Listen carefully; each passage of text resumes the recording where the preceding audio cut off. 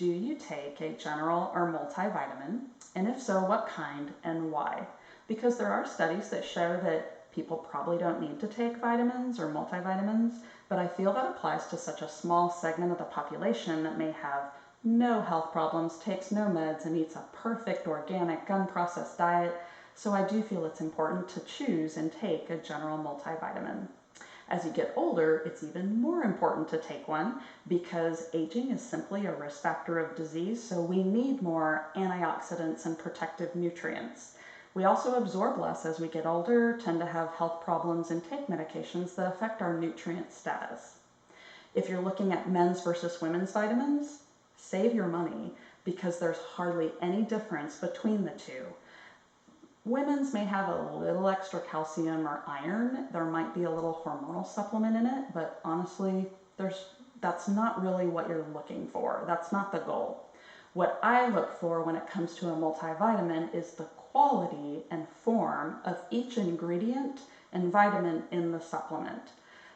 This is not a quantity issue. More is not necessarily better when it comes to vitamins, and they all contain about the same basic ingredients, but it's the form and quality and how it affects your absorption and ability to use it that really matters and affects your health.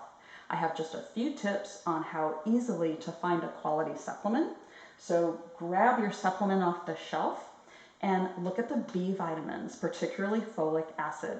If that's all it says on the label is folic acid and not in parentheses methylfolate or folinic acid, slowly put it back on the shelf because I don't want to take something that's poor quality. If you take a poor quality supplement, you may as well flush your money down the toilet. You are going to pay more for quality ingredients and it's worth it. I feel the same about B12 as the ingredient because cyanocobalamin is what you don't want. It's the main ingredient in B12 shots. You're looking for methylcobalamin. Another thing you can look at is the form of magnesium in it. Like magnesium oxide is the least quality, cheapest, least tolerated form of magnesium. Any other form would be better. So that's really it.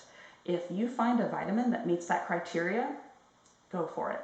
I'm not out to push certain brands because there's so many companies that offer quality supplements.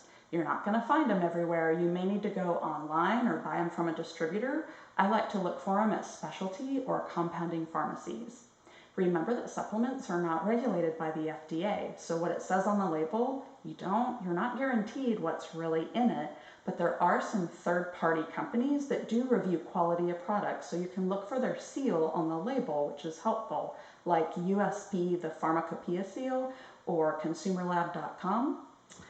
Always remember that I don't feel any pill can erase the effects of poor food choices. So remember that food is thy medicine.